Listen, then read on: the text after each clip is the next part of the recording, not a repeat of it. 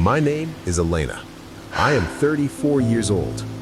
Last Tuesday, my sister stood in the lobby of the law firm where I had just been named partner, watching as the security guards escorted her and our mother out into the rain. It had been 12 years since I last saw them, yet the look on my mother's face, that familiar, tight-lipped mask of disappointment, remained unchanged. That moment of public exposure was the final note in a symphony of exclusion I had been composing since childhood. Before I tell you how a forgotten child became the architect of their downfall, please take a moment to like and subscribe, but only if this story of boundaries and justice resonates with you. Drop your city and local time in the comments. I love knowing where you are listening from. The family structure was built on a foundation of appearances, carefully curated by a father who managed a regional bank branch and a mother who viewed her children as either assets or liabilities. My father valued two things above all else: decorum and obedience. He treated our home like a branch office, where emotions were inefficient and dissent was a breach of contract. My older sister, Sarah, was the asset. She had the classic, polished beauty my mother craved, and she learned early that mimicking our parents' cold, transactional logic earned her the favor she constantly demanded. I was the liability, the quiet one who asked too many questions about why the rules seemed to apply only to me. I remember a specific Christmas dinner when I was 12. The table was set with heirloom china, every fork aligned to the millimeter. Sarah had recently been accepted into a prestigious private academy, and the entire dinner was a performance of her achievement. As my father poured the wine, he turned to me and remarked that it was a shame I lacked the same ambition, suggesting I might be better suited for trade school than university. Sarah leaned back, a small, knowing smile playing on her lips, and began to detail her upcoming summer program in Europe. My mother didn't correct her, or even acknowledge that I had been sitting there, invisible behind the steam of the gravy boat. Yet, there was an ally in that house, my grandmother, Martha. She lived in a small cottage on the edge of the property, a space filled with the scent of dried lavender and old books. She was the only person who saw the dynamic for what it was. She spent her days tending a garden that was the complete opposite of my mother's manicured, sterile lawn. When I was 10, she gave me a leather-bound notebook and told me that secrets were only dangerous if you kept them to yourself. She taught me that observation was the most powerful tool I would ever possess.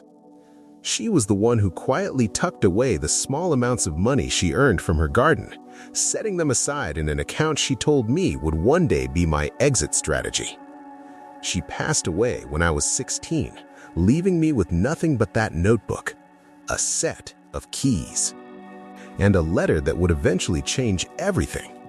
The patterns of mistreatment were not loud, but they were relentless. 8th grade.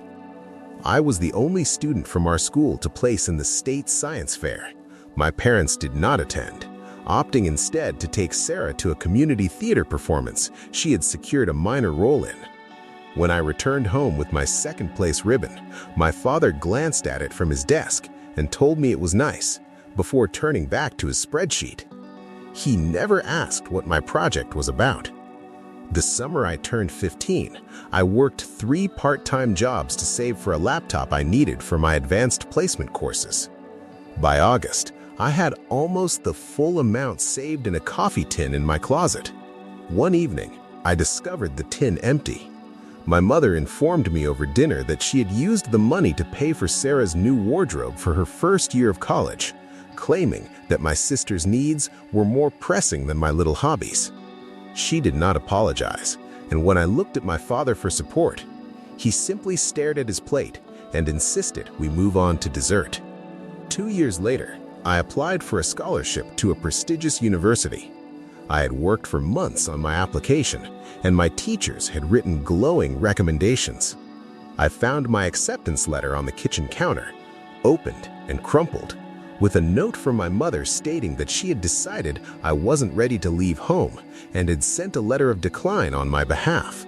The cruelty was not in the rejection, but in the casual, dismissive way she decided my future for me, as if I were a piece of property to be managed. The inciting incident occurred on a rainy Tuesday in October, 2 weeks before my 18th birthday. I had received a phone call from a local law firm offering me an internship, an opportunity that would have effectively set me on a career path they had expressly forbidden. I sat at the kitchen table, holding the letter, when my parents walked in. My sister was behind them, holding a glass of wine and watching.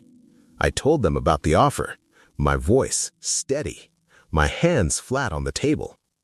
My father didn't raise his voice. He didn't yell. He simply reached over, took the letter from my hand, and tore it into 4 pieces.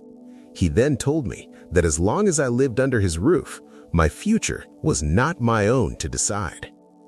He and my mother then informed me that they were planning to move to a smaller house, one that would only accommodate them and Sarah, and that I would be expected to move out by the end of the month. They stood there, waiting for me to cry, waiting for me to beg. I didn't. I looked at them, said, "Okay, Father," and walked out of the room. I had the keys my grandmother had left me, and I knew exactly where I was going. The years of preparation that followed were defined by a single-minded focus on competence and leverage. I used the money my grandmother had left for me to put myself through school, working during the day and studying at night. I didn't just want to succeed. I wanted to be so undeniably capable that the architecture of their control would collapse under its own weight. I went to law school, specializing in estate planning and complex litigation, a field where every detail mattered. I spent years documenting every interaction, keeping a meticulous record of the patterns of exclusion and the financial decisions that had favored Sarah at my expense. I activated the hidden resource, the trust my grandmother had established 3 years before the reckoning. It was an irrevocable trust designed to protect assets from being accessed or influenced by family members who did not have the beneficiary's interests at heart. As I navigated the legal landscape, I realized that my father's bank had been engaged in practices that were, at best, ethically questionable, and at worst, illegal. I didn't act immediately. I waited, watched, and built my case, layer by layer, document by document. There were nights, usually around 2 a.m., when the weight of what I was planning felt heavy. I would sit in my office, looking at the files on my desk, and wonder if I was becoming like them, transactional, cold, focused on the outcome.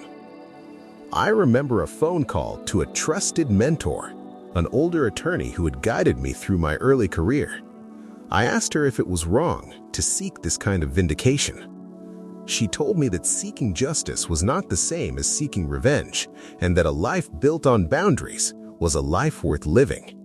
That conversation was the anchor I needed to keep going. The public reckoning took place at an industry gala, a high-stakes event attended by the most influential figures in my father's professional circle. Over 300 guests were present, including the board members of his bank and the investors who had bankrolled his firm's success. I had been invited to speak as a consultant on a recent case. My father and mother were there, sitting at a central table, and Sarah was next to them, looking as polished and untouchable as ever. When it was my turn to speak, I didn't reach for the rehearsed remarks. I waited for the room to fall silent. I began by telling a story about a family that valued appearances over truth, and as I spoke, I watched my father's face turn from curiosity to recognition. Then, I pulled the documents from my folder, the proof of the financial discrepancies I had spent years uncovering, the evidence of the trust, and the letters that proved the calculated nature of their behavior. I didn't shout. I presented the facts with the calm precision of a surgeon. When I finished, the silence in the room was absolute. I watched as the investors looked at my father, their expressions shifting from respect to distance. The verdict was written in the way they stood up and walked away from his table, one by one. The consequence cascade began the next day. The bank's board launched an internal audit. The investors withdrew their support, citing the reputational risk. Within weeks, the firm was facing a series of lawsuits that it could not recover from. My father's reputation, once so carefully curated, was dismantled in the public eye. My sister, who had built her lifestyle on the resources she had stolen from me, found her own world crumbling as her connections severed ties to distance themselves from the scandal. I didn't file the lawsuits myself, and I didn't post a single word on social media. I simply sat back and watched as the truth did the work for me. My new life is defined by a quiet, chosen family. We meet every Sunday at a small table, a space filled with mismatched chairs and the smell of fresh bread. My chosen mentor is there, along with the friends who have become the family I never had. We talk about the future, about the work we're doing, and about the small, beautiful details of our lives. There is no performance here, no need to be anything other than who we are. When I look at the people around that table, I know that I have won, not because I destroyed them, but because I built a life that they can never touch.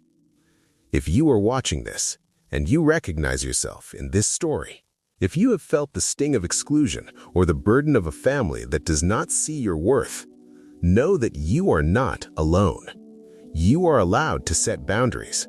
You are allowed to walk away from people who do not respect your dignity. You are allowed to build a life that is yours, and yours alone. Family is not just blood. Family is the people who show up, who see you, and who value you for who you are. The truth doesn't expire, and neither does your right to live with integrity. Please remember that setting boundaries is not an act of revenge. It is an act of survival. If this story resonated with you, I invite you to share your thoughts in the comments. Thank you for listening.